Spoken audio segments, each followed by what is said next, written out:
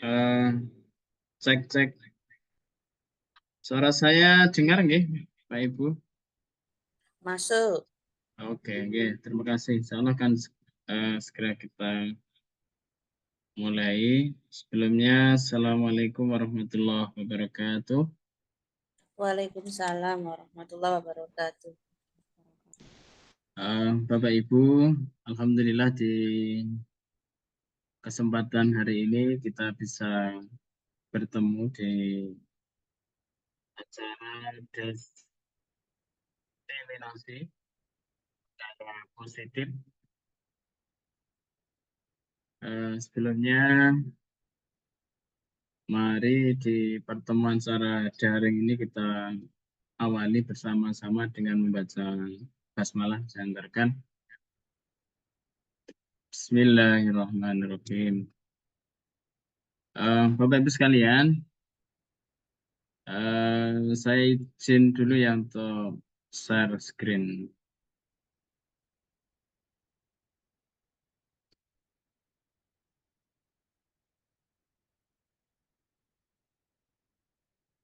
Ya, sudah kelihatan ya Bapak Ibu?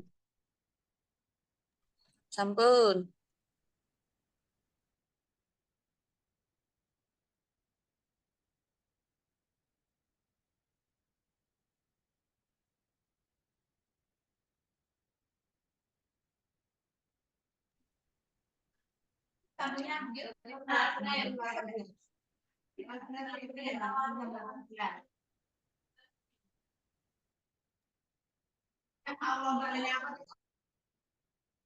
Ya, Bapak Ibu sekalian, insyaallah untuk hari ini saya akan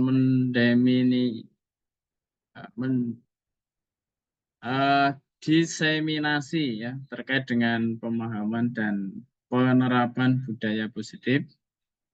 Ini terkait dengan tugas saya sebagai CGP Rekognisi di Angkatan 10 ya, sebagai tugas sehingga pada kesempatan siang hari ini saya berkesempatan bertemu dengan Bapak Ibu sekalian melalui daring di dunia maya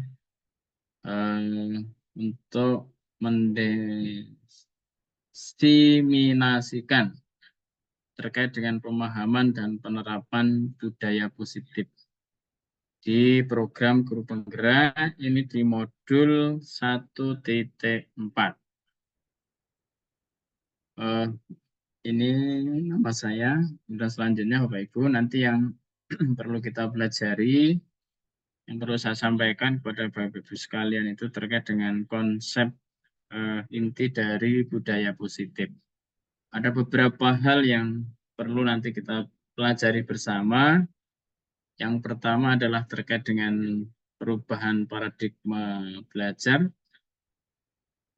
kemudian disiplin positif, nilai-nilai kebajikan, kebutuhan dasar manusia, kemudian motivasi perilaku manusia, posisi kontrol sebagai seorang guru, dan keyakinan kelas, dan yang terakhir adalah segitiga restitusi.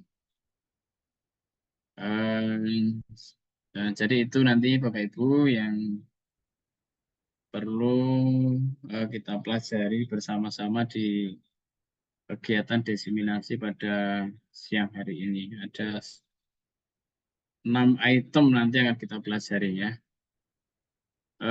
Bapak Ibu sekalian, kita lanjutkan.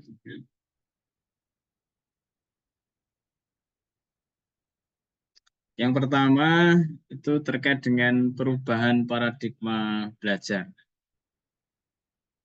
Jadi ini sesuai dengan konsep dari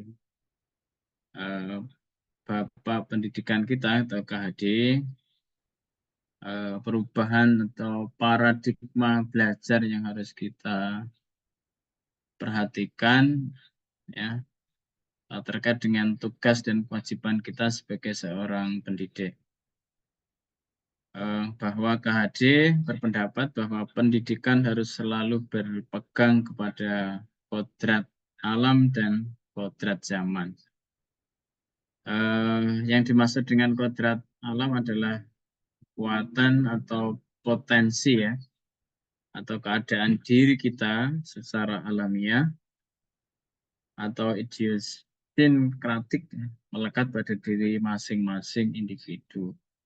Ini adalah kodrat alam. Kemudian yang kedua, yang disebut dengan kodrat zaman itu adalah kekuatan atau potensi keadaan diri yang berubah secara dinamis sesuai dengan kondisi sosial, budaya, masyarakat, atau perkembangan zaman. Ya, ini yang ditekankan ya di paradigma dari Bapak K.H.D. atau Ki Hajar Dewantara itu adalah ada dua hal yang harus diperhatikan dalam kita melaksanakan mendidik putra-putri kita di sekolah. Yang pertama adalah kita harus memperhatikan kodrat alam. Dan yang kedua adalah kodrat zaman. Kodrat zaman. Ini yang penting karena perkembangan zaman yang sangat cepat ini yang perlu kita sikapi. Sehingga kodrat zaman itu adalah bagian yang tidak kita bisa pisahkan dalam kita membina bersama dengan putra-putri kita. Kemudian yang kedua bahwa harus kita pahami juga sesuai dengan konsep dari Ki Hajar Dewantara itu adalah bahwa sekolah ya, itu diibaratkan sebagai tanah, tempat bercocok tanam. Sehingga kita sebagai guru harus mengusahakan sekolah menjadi lingkungan yang menyenangkan, lingkungan yang aman, nyaman, dan melindungi murid dari hal-hal yang tidak baik. Dengan demikian karakter murid akan tumbuh dengan baik. Ya. Dan kalau di KHD ini kita tentu terkait dengan bagaimana karakter yang harus kita tumbuhkan itu sesuai dengan profil pelajar Pancasila. Ini perubahan paradigma yang kedua, jadi sekolah itu adalah ibarat tanah atau tempat untuk bercocok tanam ya. Jadi anak-anak kita harus diberikan fasilitas, harus kita jaga, kita lindungi, harus kita perhatikan dengan sebaik-baiknya agar anak-anak kita ini bisa bertumbuh kembang sesuai dengan yang diharapkan ya. Dan yang selanjutnya adalah bahwa kita sebagai seorang guru ini kita punya tanggung jawab bersama-sama bagaimana kita menciptakan lingkungan positif ya yang terdiri dari warga sekolah yang saling mendukung, saling belajar, saling bekerja sama sehingga tercipta kebiasaan-kebiasaan baik.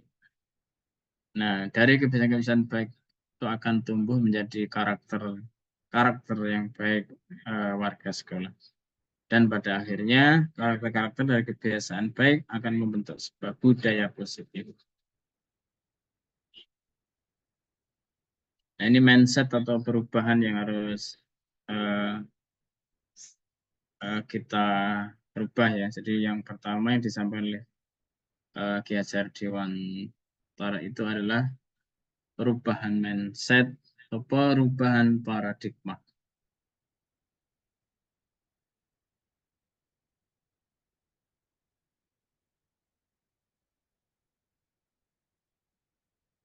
Sehingga anak-anak kita, putra-putri kita di lembaga itu akan bertumbuh dan kita biasakan dengan kebiasaan sehingga nanti akan menjadi budaya positif di lingkungan belajar dan juga baik di sekolah maupun di rumah.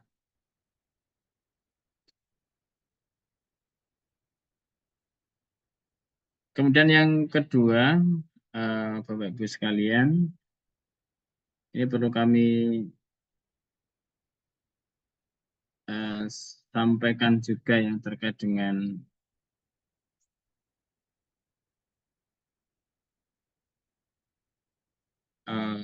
beberapa atau kesalahan konsep terkait dengan teori kontrol ya.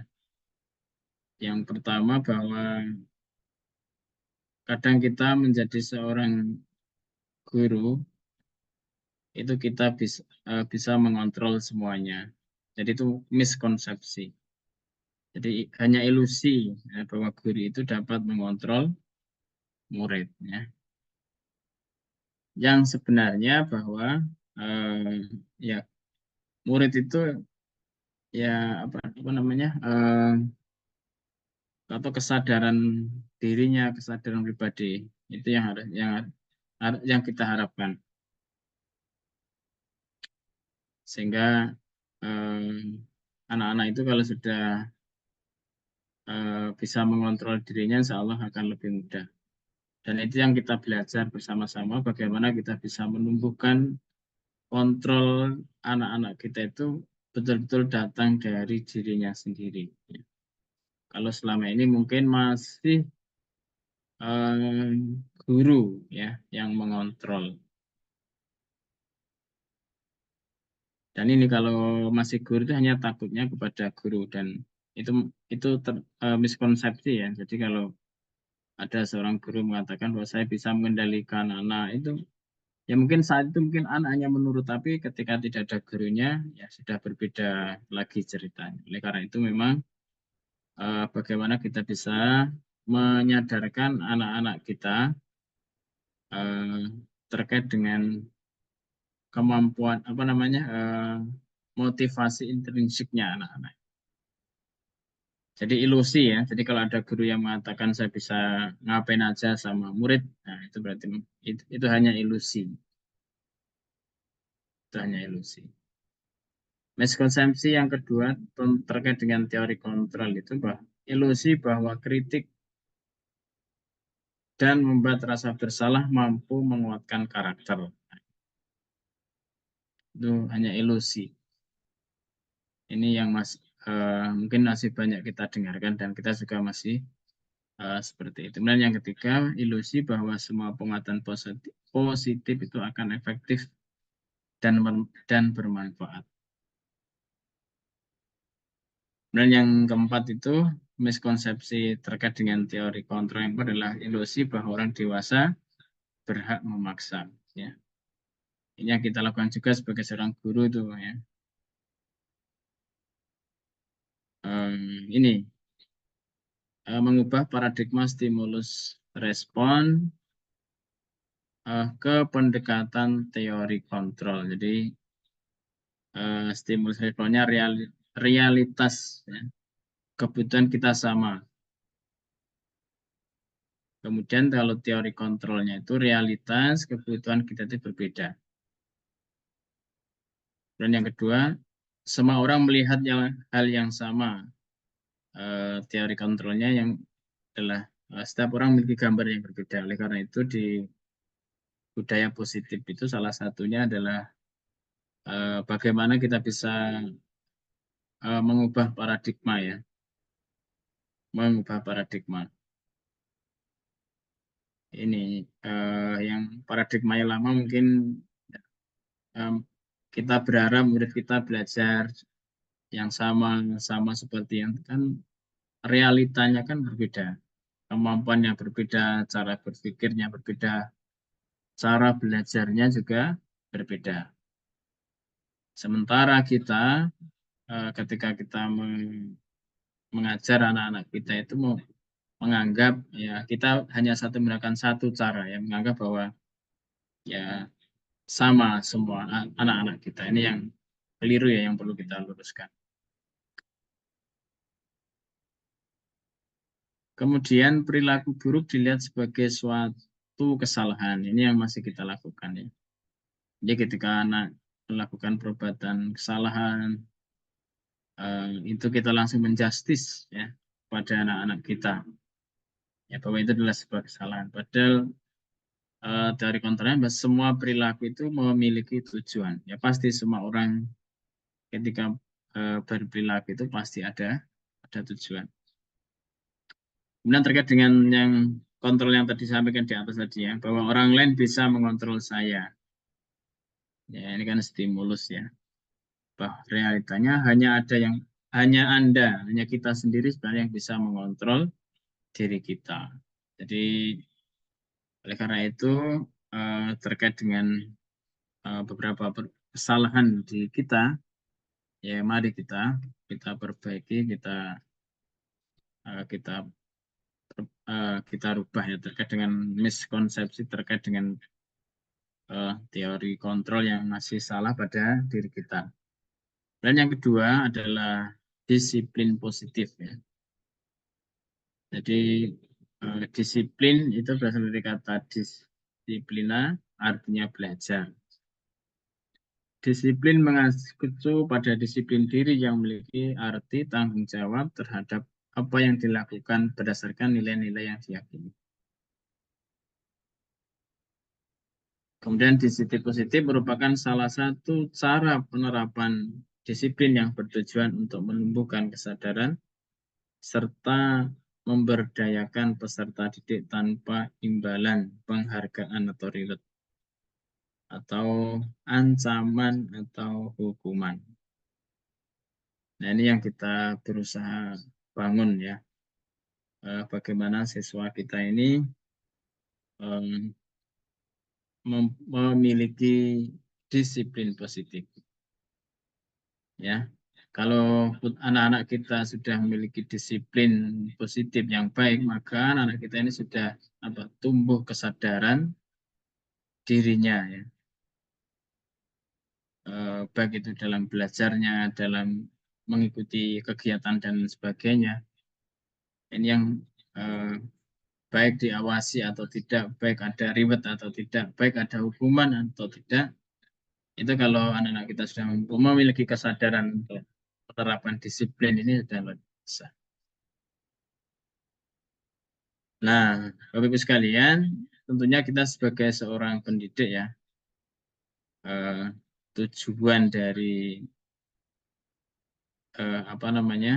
pendidikan yang kita laksanakan itu adalah bagaimana kita bisa menciptakan peserta didik yang memiliki disiplin diri, sehingga mereka berperilaku, bertingkah, mengacu pada nilai-nilai kebajikan universal dan memiliki motivasi intrinsik. Motivasi itu motivasi yang datang dari dirinya sendiri. Yang kita harapkan, yang kita coba ingin membangun ya. Bukan motivasi yang datang dari luar atau X. Sehingga kalau anak kita memiliki motivasi intrinsik ya, dalam perubahan perilaku, salah mereka akan berubah ke arah yang lebih baik. Ini tujuan dari pendidikan pendidik ya, tujuan dari kita pengen menciptakan anak-anak kita yang memiliki disiplin diri. Disiplin diri.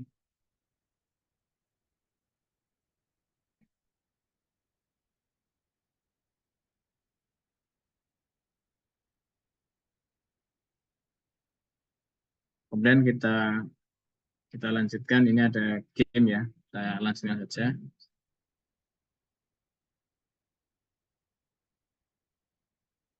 Nah, ini makna disiplin ya, disiplin positif. Jadi ketika mendengar kata disiplin,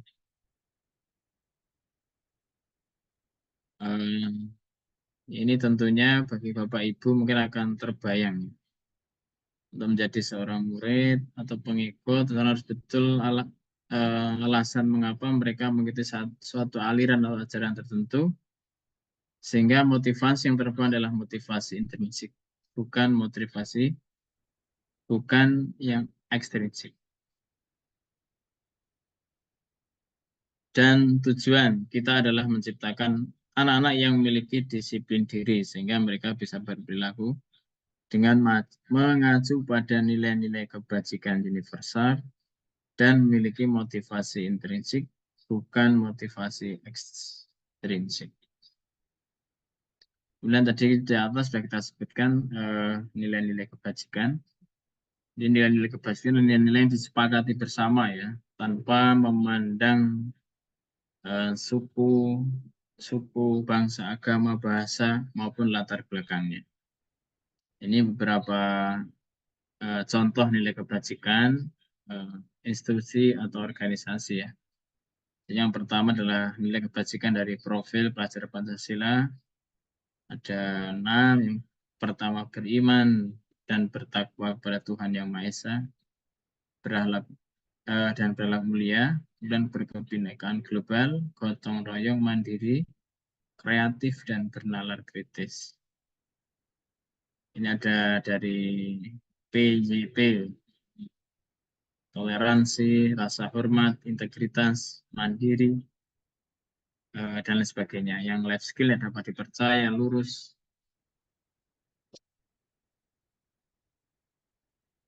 kemudian pendengar yang aktif, ya, tidak merendahkan orang lain, dan memberikan yang terbaik kepada orang lain. Bapak Ibu, ini terkait dengan nilai-nilai kebajikan universal yang harus kita harus kita ajarkan kepada anak-anak kita. Sementara di kurikulum Merdeka, yang harus kita nilai-nilai kebajikan yang kita tanamkan kepada anak kita adalah terkait dengan profil pelajar Pancasila. Dan yang keempat itu adalah kebutuhan dasar manusia. Jadi kebutuhan dasar manusia adalah segala sesuatu yang kita lakukan untuk mendapatkan apa yang kita inginkan. Sehingga seluruh tindakan yang kita lakukan memiliki tujuan tertentu, dan semua usaha terbaik yang kita lakukan adalah dalam rangka agar kebutuhan dasar kita terpenuhi dengan baik. Nah, ada 5 kebutuhan dasar ya manusia. Yang pertama adalah bertahan hidup,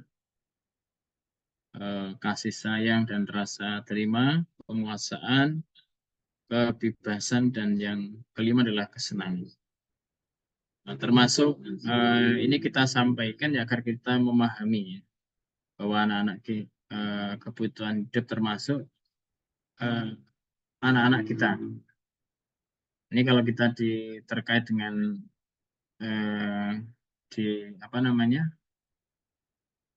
terkait dengan anak-anak kita, tentunya ada keamanan ya, kemudian kepedulian, berbagi, kerjasama. Nilai yang penguasaan ya, pemimpin, mereka berprestasi, diakui, didengar, harga diri. Kemudian yang kebebasan yang mandiri ya, memiliki pilihan, mencoba hal yang baru, mampu mengendalikan arah dirinya. Nah, kesenangan ya, bermain, humor, antusiasme, dan tertawa. Ini yang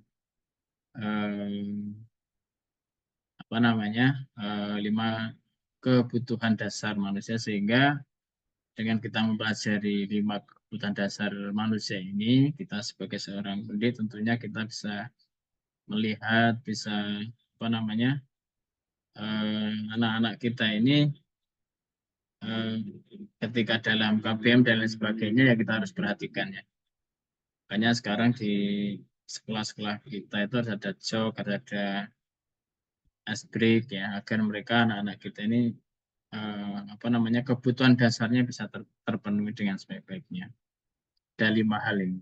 Ada bertahan hidup, kasih sayang, penguasaan, kebebasan, dan kesenangan. Dan ini 5 motivasi perilaku manusia, Bapak Ibu. Ini teorinya dari Gosen dalam bukunya ya, terkait dengan disiplin. Ada 3 motivasi perilaku manusia. Yang pertama adalah untuk menghindari ketidaknyamanan atau hukuman. Kemudian untuk mendapatkan imbalan atau penghargaan dari orang lain. Dan yang ketiga untuk menjadi yang mereka inginkan dan menghargai diri sendiri dengan nilai-nilai yang mereka yang mereka percaya. Nah, jadi di Gianni Gosson dalam bukunya Restructuring School Discipline ini mempelajari 3 hal ya, ada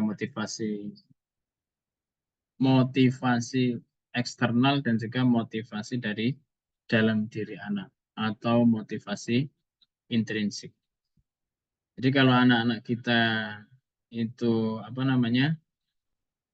ketika melaksanakan sesuatu itu hanya untuk menghindari ketidaknyamanan atau hukuman, itu berarti motivasi anak kita itu masih berasal dari luar atau eksternal.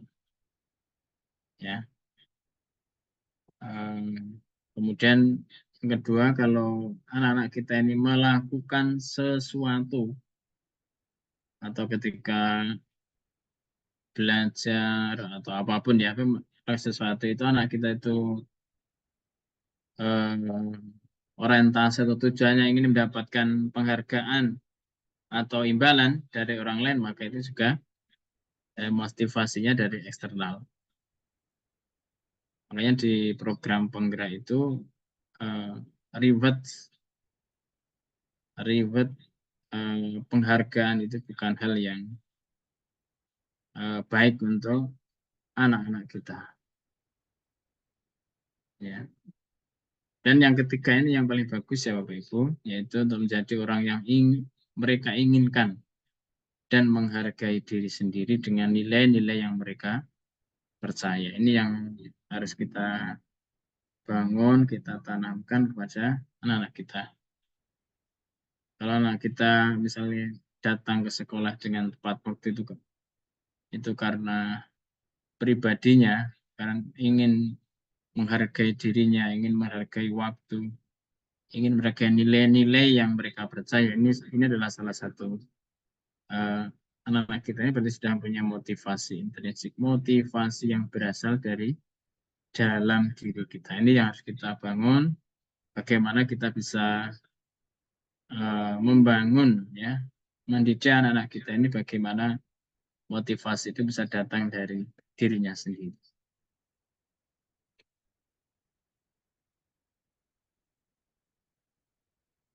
Ini ya, kemudian motivasi perilaku manusia tadi sudah ya. Jadi untuk menghindari ketidaknyamanan atau hukuman, untuk mendapatkan imbalan atau penghargaan, ini adalah motivasi ekstrinsik. Kalau untuk menjadi orang yang mereka inginkan dan menghargai dirinya sendiri, berarti itu adalah motivasi intrinsik. Nah, Bapak Ibu sekalian, tujuan dari disiplin positif ini adalah untuk menanamkan motivasi pada murid untuk menjadi orang yang mereka inginkan dan menghargai diri sendiri dengan nilai-nilai yang mereka percaya. Jadi ketika murid kita memiliki motivasi tersebut, mereka telah memiliki motivasi intrinsik yang berdampak jangka panjang. Motivasi yang tidak akan berpengaruh pada adanya hukuman atau reward atau penghargaan dari siapapun. Ini tujuan dari kita, bagaimana kita bisa membangun, bagaimana kita bisa mendidik anak kita agar memiliki disiplin positif.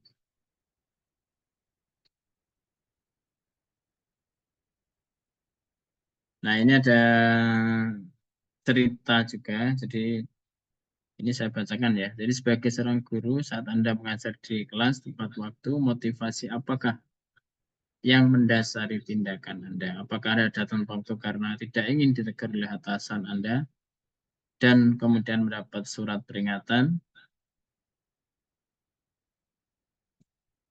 Ya.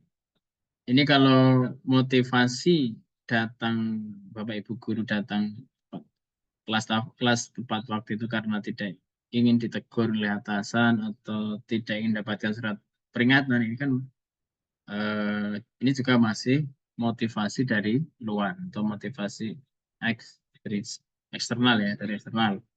Kenapa? Karena hanya menghindari ketidaknyamanan atau hukuman. Atau Anda ingin mendapatkan pujian dari atasan Anda dan dapat penghargaan sebagai karyawan atau guru berprestasi. Yang mendapatkan imbalan atau penghargaan dari seorang guru, dari atasan atau dari orang lain. Atau Anda ingin jadi orang yang menghargai waktu, menghargai diri sendiri sebagai teladan bagi murid Anda karena Anda percaya tindakan Anda sebagai guru akan dicontoh. Nah, kalau yang di bawah ini otomatis ini adalah motivasi intrinsik ya. Jadi kalau kita hadir di sekolah memberikan keteladanan dengan tepat waktu ya. Itu adalah karena kita ingin menghargai diri sendiri, menghargai murid, menghargai dan ingin menjadi contoh teladan bagi anak kita. Ini termasuk motivasi intrinsik. Ini contohnya saja. Kemudian selanjutnya Bapak Ibu kita lanjutkan ya. Nah, apabila ada suatu pelanggaran peraturan tentunya akan ada sesuatu yang harus terjadi. Ini bagi Bapak Ibu mungkin yang dua dan tiga ini mungkin masih sedikit sekali ya. Yang paling banyak Bapak Ibu mungkin di lembaga Bapak Ibu itu adalah yang nomor satu hukuman ya. Atau yang konsekuensi dan restitusi mungkin Bapak Ibu masih yang restitusi mungkin juga masih ada yang asing ya mendengar kata-kata restitusi gitu ya. Dan konsekuensi itu. Nah, ada tiga ini ya. Yang pertama adalah hukuman. Apa itu hukuman? Hukuman itu tidak terencana atau tiba-tiba. Hukuman itu bersifat satu arah. Hukuman diberikan biasanya berupa fisik maupun psikis. Nah, ini pasti. Jadi kalau sifatnya itu menyakiti anak kita baik berupa fisik maupun psikis itu berarti hukuman. Atau murid anak disakiti oleh satu perbuatan atau kata-kata. Kalau konsekuensi itu adalah sesuatu terencana, sudah disepakati dan disetujui oleh murid dan guru. Konsekuensi biasanya diberikan berdasarkan suatu data yang umumnya dapat diukur. Misalnya setelah 3 kali tugas yang tidak diselesaikan pada batas waktu yang diberikan. Ini konsekuensi. Kemudian kalau restitusi itu ini yang paling bagus ya. Ini adalah proses kolaboratif yang mengajarkan murid untuk mencari solusi untuk masalahnya mereka dan membantu murid berpikir tentang orang seperti apa yang mereka inginkan dan bagaimana mereka harus memperlakukan orang lain. Ini sekilas terkait dengan pelanggaran peraturan ya. Ada hukuman, konsekuensi, dan restitusi. Dan yang keenam Bapak Ibu, posisi kontrol guru ya. Jadi di modul ini ada 5 posisi kontrol guru yang harus kita ketahui. Yang pertama adalah penghukum, pembuat merasa bersalah, teman, pemantau, dan manajer. Nah, ya, mari kita lihat bersama-sama. Yang pertama adalah penghukum. Ya, jadi penghukum. Ya. Nah, ini di bawah sini sudah ada beberapa contoh ya kata-kata yang kita bisa melihat. Oh, kita juga bisa merefleksikan diri kita sendiri, Bapak Ibu. Oh, saya itu ketika ingin menjadi penghukum, jadi teman, menjadi pembuat rasa bersalah, atau manajer. Ini kita bisa lihat. Jadi kalau yang penghukum itu biasanya dengan suara tinggi, bahasa tubuh, mata melotot, jari menunjuk-nunjuk, menghardik. Nah, itu berarti salah satu indikator kita apa posisi kita sebagai seorang penghukum. Patuhi aturan saya atau awas kamu selalu saja. Nah, ini salah satu kata-katanya ya. Kemudian dampaknya kepada murid ini ya. atau hasil kepada atau dampak ya, dampak pada murid itu kemungkinan murid marah, dendam ya, atau malah anak-anak kita itu bersifat agresif. Ini kalau menghukum. Dan yang kedua, posisi kontrol pembuat rasa bersalah. Ini, jadi guru akan bersuara lebih lembut. Pembuat rasa bersalah akan menggunakan keheningan yang membuat teladan merasa tidak nyaman, bersalah atau rendah diri. Yang ada suaranya memelas, halus, sedih, bahasa tubuhnya. Ya memelas ya, merasa bermain. Kemudian hasilnya kalau kita posisi kita sebagai merasa bersalah ini, murid akan merasa bersalah telah mengecewakan ibu atau bapak gurunya. Murid akan merasa menjadi orang yang gagal dan tidak sanggup membahagiakan orang lain. Ini hasil. Ini dampaknya. Jadi kalau biasanya kamu apa tidak kasihan, saya sudah capek-capek mengajar dan sebagainya. Itu salah satu contoh ucapan ya, ucapan. Jadi Bapak Ibu untuk indikasi ya, salah menghukum pembuat rasa bermasalah ini termasuk yang apa namanya ya kurang ya harus kita hindari deh, menjadi seorang seorang guru. Karena dampaknya tadi kepada anak didik kita ini tidak begitu baik ya. Kalau penghukum tadi kan menjadi dendam, bersifat marah kepada kita. Yang bersalah itu tadi, murid akan bersalah karena telah mengecewakan gurunya. Murid akan merasa menjadi orang yang gagal dan tidak sanggup membahagiakan orang lain.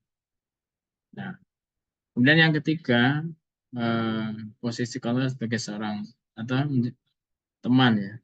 Ini pada posisi ini guru tidak akan menyakiti murid, namun akan tetap berupaya untuk mengontrol murid melalui persuasi. Jadi ciri-cirinya ramah, akrab, canda, kalau bahasa tubuhnya yang merapat pada murid, mata, dan lain sebagainya. Ini apa dampaknya kepada anak-anak kita? Murid akan merasa senang, akrab ya dengan bapak guru. Ini termasuk dampak yang positif ya. Hanya saja mungkin ada sisi negatif ya. Ada negatifnya apa? Yang pertama menjadi tergantung kepada guru ya. Bila ada masalah dia bisa mengandalkan guru tersebut untuk membantunya. Ini yang dampak negatifnya ya. Karena sudah apa ya? Mungkin murid anak-anak merasa terlindungi, kalau kesahnya bisa didengarkan. Ini yang ketiga, yang keempat ini sebagai pemantau. Nah, pada posisi memantau berarti mengawasi. Pada saat ini kita mengawasi, kita bertanggung jawab atas perilaku orang-orang yang kita awasi. Jadi kalau posisi pemantau ini ada peraturan-peraturan dan konsekuensi. Ya. Kemudian namun akan tetap berupaya mengontrol murid melalui persuasi. Ya, kalau dari sisi nada suaranya datar, sedikit juga normal. Dan dampaknya kepada murid kita, murid akan memahami konsekuensi yang harus dijalankan. Kenapa? Harus melaksanakan konsekuensi karena anak melanggar salah satu peraturan sekolah. Ini konsekuensi. Jadi ketika ada peraturan yang dilanggar oleh anak-anak itu, maka di peraturan kelas ya ada konsekuensi. Tetapi konsekuensinya yang sesuai dengan apa ya, sesuai atau yang mengandung pembelajaran. Contohnya kalau misalkan ada pelajaran apa matematika atau pelajaran IPA atau pelajaran lainnya, kemudian anak-anak itu telat datang, berapa menit datangnya, maka konsekuensinya itu ya tidak nyapu, tidak di luar kelas, tapi konsekuensinya adalah mereka diberi waktu selama dia meninggalkan itu untuk belajar matematika atau bahasa yang materi yang ditinggalkan tadi. Itu konsekuensi ya. Jadi konsekuensinya harus eh, linier dengan eh, peraturan yang dilanggarnya. Kalau misalnya datang tepat waktu, hukumannya apa? Konsekuensinya itu menyapu itu kan enggak tidak linier. Nah, ini yang harus diperbaiki. Atau lari-lari kan tidak cocok, ya. Jadi dampaknya ini murid memahami konsekuensi. Dan guru tidak menunjukkan suatu emosi yang berlebihan atau menjadi marah atau membuat merasa berbuat salah. Karena sudah disepakati ya, kalau di peraturan itu sudah ada kesepakatan antara siswa dan guru terkait dengan kesepakatan atau peraturan kelas. Ini yang keempat ya Bapak Ibu. Jadi posisi kontrol guru sebagai seorang pemantau. Dan yang kelima Bapak Ibu,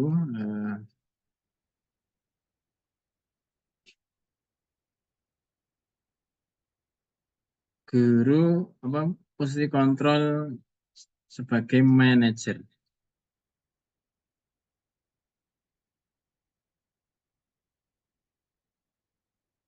Ya, manajer. Jadi guru berbuat sesuatu bersama dengan murid, mempersilahkan murid mempertanggungjawabkan perilakunya, mendukung murid agar dapat menemukan solusi atas permasalahannya sendiri. Ini dampaknya kalau kita berpikir manajer, apa yang kita yakini, ini kembali ke keyakinan kelas. Jadi ini sesuai dengan keyakinan kelas. Kalau eh, kalau pemantau tadi peraturan ya, tapi kalau keyakinan itu posisi kita sebagai seorang manajer. Ini contohnya, apakah kamu meyakininya? Jika kamu meyakininya, apakah kamu sudah memperbaikinya? Dan lain sebagainya. Jadi kalau ya manajer ini eh, bagaimana kita guru bersama murid itu mempersilahkan murid untuk mempertanggungjawabkan perilakunya, mendukung murid atau mengarahkan murid anak-anak kita ini agar dapat menemukan solusi atau atas persoalan permasalahannya yang dihadapi oleh anak-anak kita. Nah, ini Bapak Ibu saya sampaikan terkait dengan contoh contoh penerapan 5 posisi kontrol guru ya. Ini kasus siswa tidak memakai atribut lengkap saat upacara bendera. Ini kalau penghukum itu hormat pada bendera selama 1 jam. Ini berarti posisi kontrol guru sebagai seorang penghukum. Kemudian kalau Bapak Ibu guru ketika melihat muridnya tidak memakai atribut lengkap saat upacara bendera, kemudian Bapak Ibu gurunya menanyakan berapa kali Ibu Bapak harus memberitahu kamu selalu saja mengecewakan Ibu Bapak. Ini termasuk membuat merasa bersalah. Ya tadi sudah saya sampaikan di atas tadi. Dan kalau ayo dong ikuti aturan. Tolong bantu Ibu Bapak ya sekali ini ya. Sudah tidak apa-apa. Lain kali jangan sampai berbuat seperti ini lagi. Ini sebagai teman. Kalau pemantau kamu sudah melanggar peraturan sekolah, kamu tahu konsekuensinya. Setelah upacara kamu beli atributnya ke koperasi dan jangan diulang kembali. Ini kalau sebagai pemantau. Kalau sebagai manajer, Bapak Ibu, apakah kamu tahu kesalahanmu apa? Kira-kira bagaimana kamu? ini ya, jadi kesalahannya apa, dan bagaimana kamu perbaiki. Jadi sampai anak mencari solusi. Permasalahan kenapa atributnya tidak lengkap saat upacara.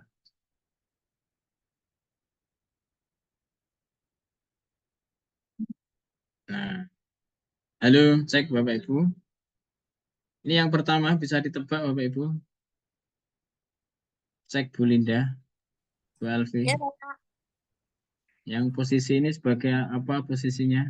Saya kecewa sekali dengan kamu. Kira-kira apa masuk anu ya? Pembuat merasa bersalah ya ini? Membuat rasa membuat rasa bersalah. Bersalah. Mana Bu Alfi? Bu Alfi apa Bu Alfi? Ya, ini ya, membuat rasa bersalah. Kalau yang kedua, kamu tidak pernah benar melakukannya. Kalau ini apa Bu? Kalau ini, apa ya? Apa posisi pemantau ya?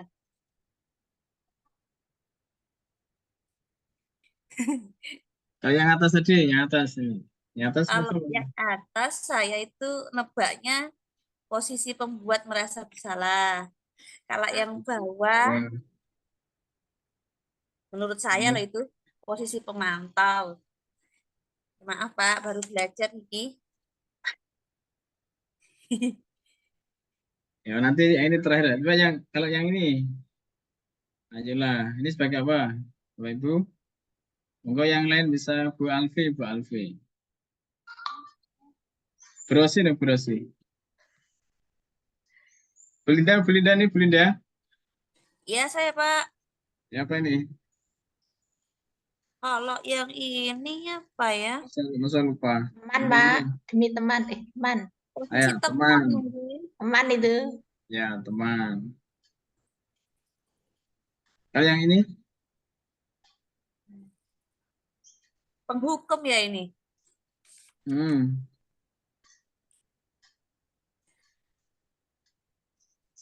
Ya, posisi penghukum ini kan. Tulisannya ketutupan fotonya ini. masa kelihatan. Yang separuh ketutupan. Masa kelihatan. Terbuka, rubah Ibu. Hmm.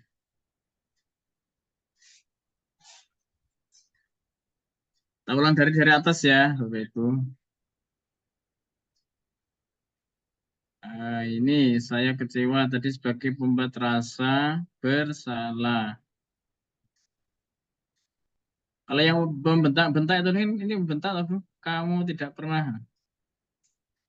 Sebagai apa Bapak Ibu yang membentak-bentak? Kalau yang Penghukum ya. bentak tadi Ya. posisi penghukum ya. Kalau ini apa rencanamu? Manajer. Ya, cocok Manajer. ya. Bu Rosi, judge.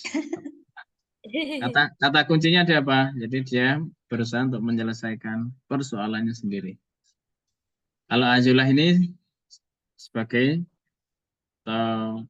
teman. Kalau yang ini apa, Bu? Kamu tidak melihatnya. Ini Apa juga saja sebagai ya Pak tadi lupa soalnya. ada 5. Yang pertama adalah penghukum. Ini penghukum atau Penghukum ini. konsekuensi? Peng, Penghukum. Ini Penghukum. kalau kalau Konsekuensi. kalau konsekuensi gimana? Kamu tidak pernah mengerjakan tugas, jadi kamu harus mengerjakan tugas. Baik. Jadi kalau yang bentak-bentak itu tadi adalah penghukum. Tunggu Bapak Ibu terkait dengan posisi 5 posisi kontrol. Ada 5, saya ulangi lagi. Yang pertama sebagai apa tadi? Yang pertama Penghukum. penghukum, Pembuat pembuat merasa rasa bersalah. bersalah.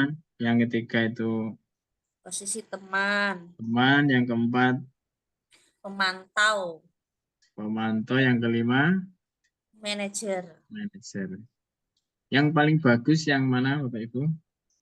Manajer. Menurut saya manajer. Oke, bagus. Manajer. Bawahnya manajer, Teman. bawahnya Bawahnya. pemantau ya. Jadi Pemantau. yang pemantau itu yang itu. eh, jadi Bapak Ibu punya peraturan kelas. Nah, ketika anak tidak melaksanakan peraturan maka dia harus melaksanakan konsekuensinya. Ya, ya. Alhamdulillah ini sudah. Ya, semoga nanti setelah ini Bapak Ibu bisa menerapkannya. Yang ketujuh itu terkait dengan keyakinan kelas. Jadi ada peraturan kelas, ada keyakinan kelas.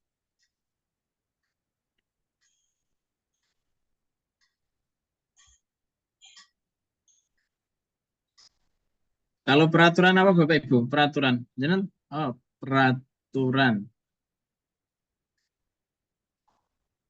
Kira-kira di sekolah kita jangan Bapak Ibu sudah buat peraturan ya? Peraturan.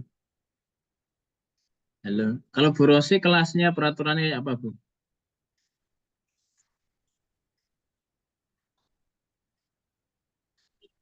Halo.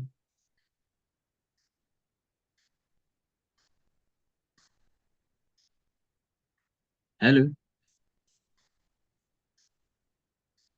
Bu Ati mana Bu Ati ya suaranya? Belinda. Oke, siap. Tipun, Mbak. Peraturan di kelas jenengan yang sudah buat peraturan pemahaman.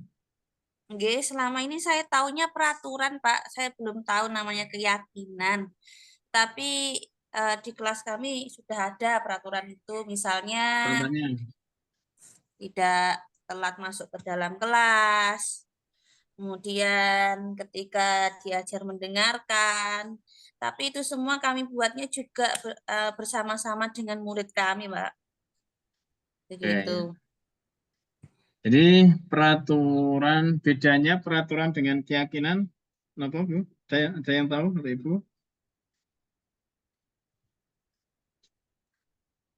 Bedanya? Belum, nyimak dulu aja, Pak. Jadi bedanya kalau keyakinan itu adalah apa ya? Jadi aturan yang dibuat itu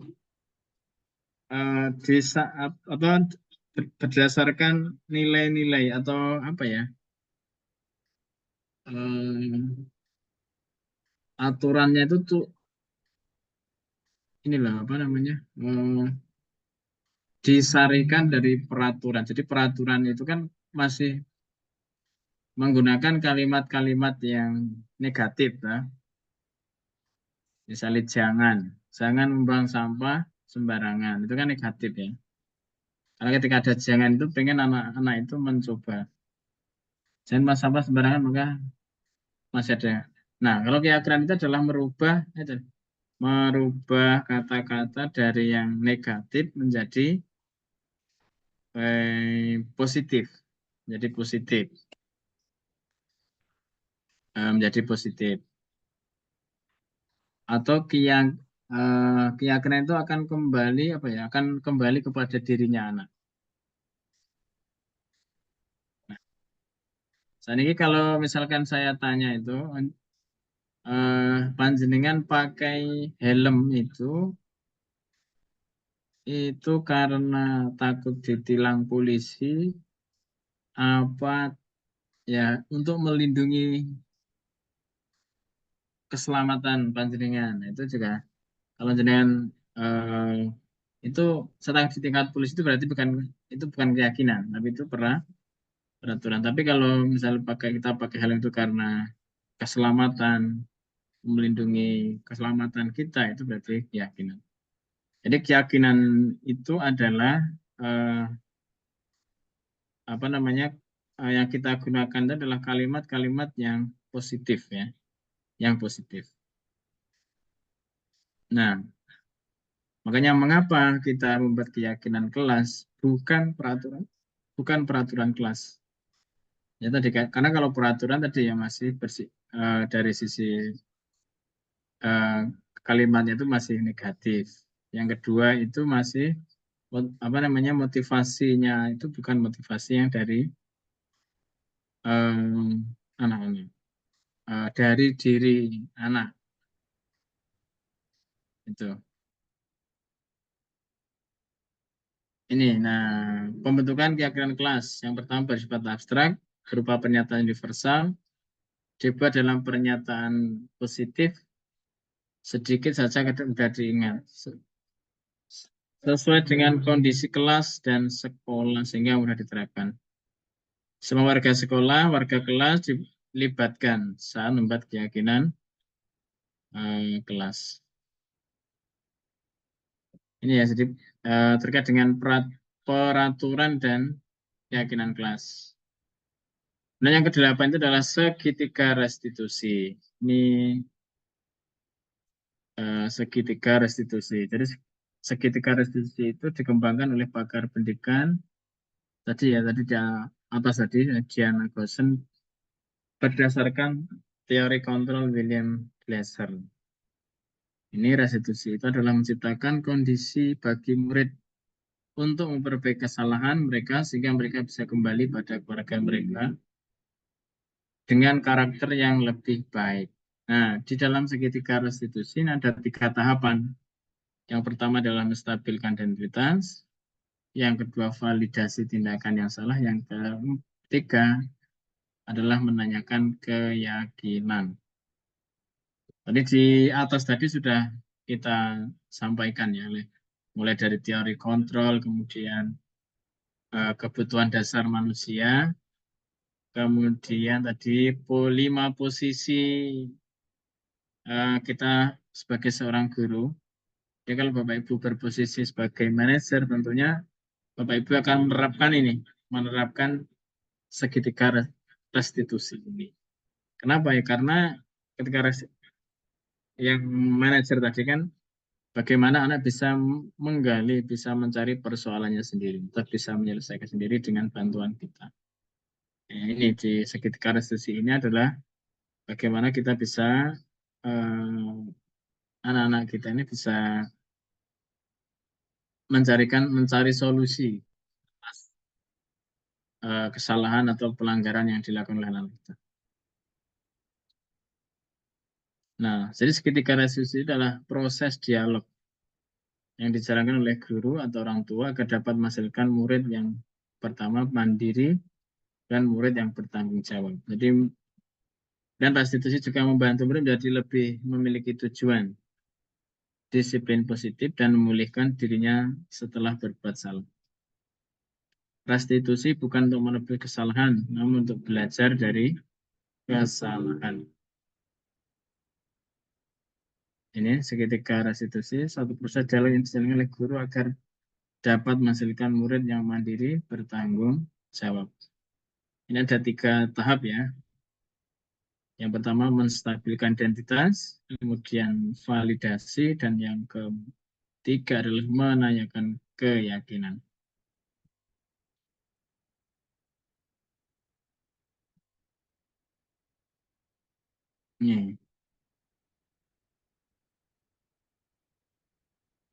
Ini contoh-contoh bagaimana nanti kita bisa ketika melaksanakan percakapan atau coaching ya bersama dengan anak-anak kita. Ini prinsipnya ada 3. Yang ketika kita di tahap yang pertama di menstabilkan identitas ini, kira-kira pertanyaannya ini ya, berbuat salah itu wajar, tidak ada manusia yang sempurna, dan lain sebagainya. Ini berarti saat itu berarti kita menstabilkan identitas. Ini kalau validasi tindakan, nah ini, kamu pasti punya alasan mengapa melakukan itu, dan lain sebagainya. Ini kemudian menanyakan keyakinan ini. Apa keyakinan kelas kita, nilai-nilai apa yang telah kita sepakati bersama, dan lain sebagainya.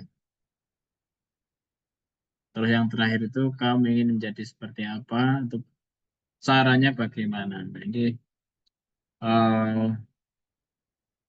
apa namanya, terkait dengan segitiga restitusi. Baik, Bapak Ibu sekalian, insya Allah itu ya tadi diseminasi terkait dengan budaya positif. Ya, sebelum saya akhiri, monggo Bapak Ibu silahkan untuk mungkin kalau ada yang mau disampaikan, ya 1 atau 2 saja, monggo saya persilahkan. Saya bertanya, Pak. Monggo, Bu Linda silahkan. Ini saya perlu buka video nombotan. Semoga Bu dibuka aja videonya. Oke. Oke, terima kasih. Ini tadi pemaparannya cukup lengkap sekali. Oke, sangat bagus. Dan kami juga mendapatkan banyak ilmu terkait dengan presentasi hari ini. Ini tadi Bapak saya baru tahu terkait dengan 5 posisi kontrol ya. Karena selama ini kan kita tahu hanya sebagai posisi penghukum saja. Jadi semuanya itu tentang penghukum. Karena Yeah. kan tentunya kodrat manusiawi ya, karena ketika dia sudah marah-marah dengan muridnya itu sudah merasa gimana ya, merasa mantep gitu loh. Oh, nek tak marahi nanti murid saya pasti akan apa itu apa sudah sembuh lah nakalnya kalau dia kayak gitu. Dan kemudian saya melihat di sini kan ada posisi manajer, sangat bagus sekali terkait dengan posisi manajer. Tapi tentunya untuk menjadi posisi manajer itu tidak semudah kita membalikkan telapak tangan, gitu. Jadi hal-hal seperti ini kan kita taunya dari guru penggerak ini. Lantas bagaimana sekarang saya mau minta triknya saja, bagaimana kita sebagai seorang guru itu bisa menjadi sebagai posisi manajer di sini, karena selama ini di dunia pendidikan itu masih banyak menggunakan posisi penghukum ketika anak-anaknya itu berbuat salah. Begitu saja Bapak, terima kasih. Terima kasih Bu Linda, pertanyaan yang luar biasa dari Bu Linda terkait dengan manajer ya, terkait dengan posisi kontrol yang ditanyakan adalah terkait dengan bagaimana seorang guru nanti bisa berada di posisi sebagai manajer dari 5 dari penghukum sampai dengan manajer.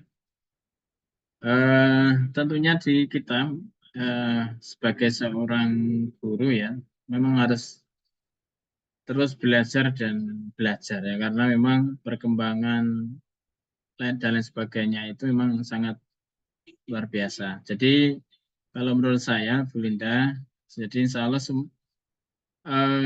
yang manajer ini juga bukan hal yang tidak mungkin untuk kita terapkan di sekolah ya, di sekolah ya. Mungkin yang saat ini itu karena memang kebiasaan kita. Jadi oleh karena itu kalau saran saya, jadi kalau yang manajer ini kan tadi ya, kalau sudah saya sampaikan di segitiga restitusi mengarahnya ke sana. Jadi guru yang posisi kontrolnya di manajer ini pasti dia pendekatannya dengan menggunakan teori dari restitusi. Ya, karena bersama kan memang perlu banyak belajar ya. Bagaimana nanti Bapak Ibu bisa belajar, bisa mencoba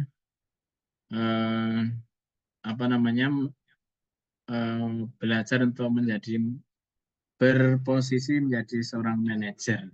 Sehingga nanti kalau Bapak Ibu sudah punya keinginan, punya niat ini ya, punya motivasi itu insya Allah akan bisa.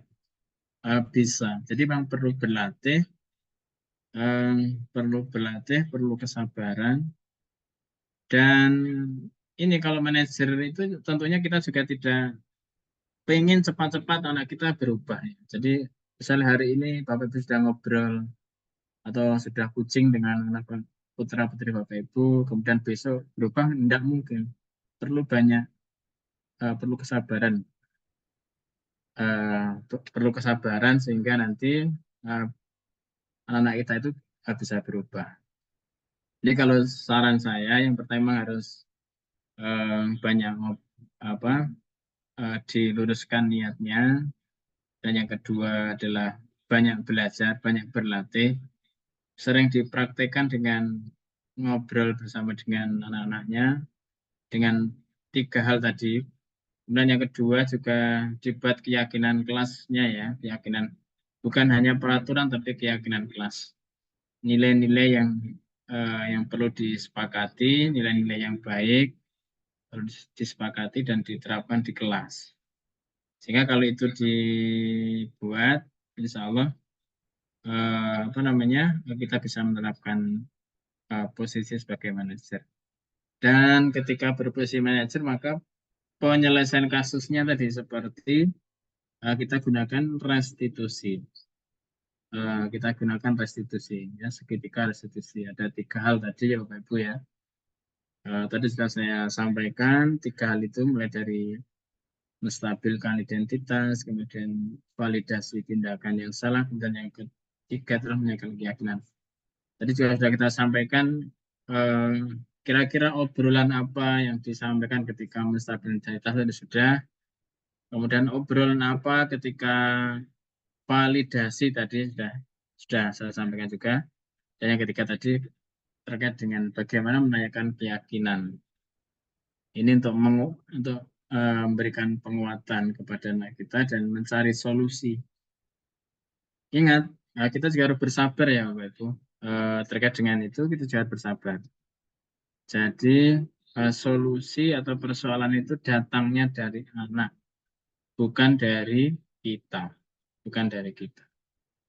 Sehingga ya mungkin kalau ini kadang kita kurang bersabarnya di sini. Kita kurang bersabar mendengar, kita kurang sabar. Kadang mungkin satu hari hari itu mungkin belum ketemu anak itu mau apa yang dilakukan juga belum tahu ya. Khususnya untuk anak-anak di SD itu, jadi perlu kesabaran. Insyaallah kalau Bu Linda tadi bisa komitmen, bisa tetap belajar, kemudian belajar mencoba dan yang keempat tadi perlu kesabaran yang powerful agar nanti solusi itu datangnya dari anak-anak kita. Begitu ya Bu Linda. Oke Pak, matur nuwun jawabannya. Ya, nanti kita belajarlah untuk menjadi posisi manajer ini sehingga pendidikan yang berpihak kepada anak itu ketika anak-anak di sekolah itu merasa nyaman dan aman. Gitu. Nggih, matur nuwun. Betul ya, sepakat ya dengan Bu Linda. Ada yang mau disampaikan lagi? Monggo kalau ada Bu Alfi, kalau ada. Bu Rosi, ada lagi Bu Rosi? Oke. Oke. Suara saya terdengar nggih? Sebelumnya, Assalamualaikum warahmatullahi wabarakatuh. Alhamdulillah Oke, wabarakatuh. terima kasih atas pemaparan dari Ustadz Suyatno tadi nggih. Saya cuma mau bertanya Ustadz tentang bagaimana trik atau cara untuk menguatkan karakter anak. Jadi ini trik atau cara yang kira-kira itu karakter anak itu bisa tumbuh itu bagaimana Ustadz? Caranya. Itu kemauan dari saya. Oke, terima kasih. Jadi Betul. yang ditanyakan Bu Alfi itu terkait dengan cara atau trik ya. Teori kontrol. Iya. Teori menguatkan karakter kepada anak kita. Jadi Bapak Ibu, kalau di program PGP itu kita juga pernah mempelajari gunung es itu ya. Jadi kalau gunung ibaratnya itu, jadi gunung es itu kan yang nampak itu hanya 20%-nya aja yang ada di permukaan air laut itu ya. Jadi jangan bisa bayangkan, jadi gunung itu yang kelihatan itu hanya 20%. Sedangkan yang 80% itu tidak kelihatan. Atau dari permukaan laut ke dasar laut. Ya. Tidak kelihatan. Nah, artinya apa, Bapak Ibu? Jadi, apa namanya? Ini ya. Jadi, yang nampak atau bawah apa? Yang bawah alam sadarnya anak-anak itu ya. Jadi alam sadarnya anak-anak itu hanya 20%. Nah, 80% itu adalah bawah sadar. Bawah sadar. Nah, oleh karena itu salah satu cara untuk menumbuhkan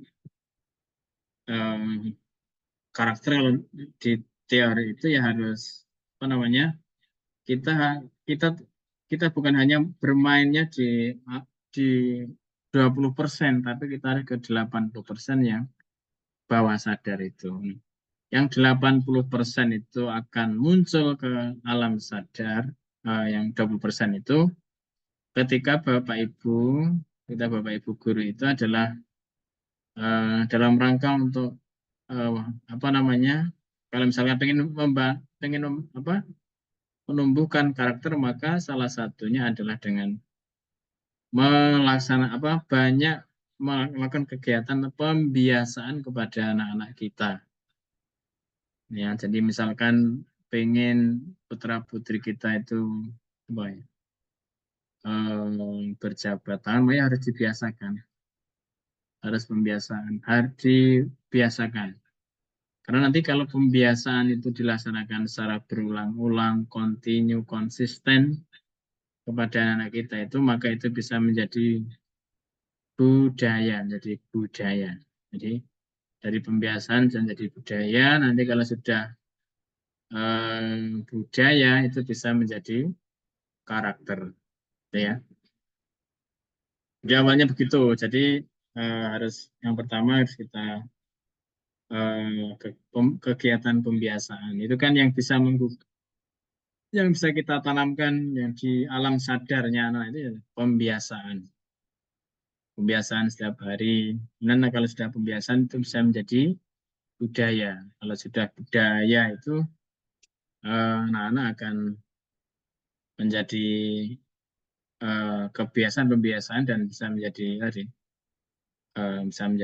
budaya positif di sekolah. Atau kalau pengen karakternya bagus, ya insya Allah akan bisa penting konsisten.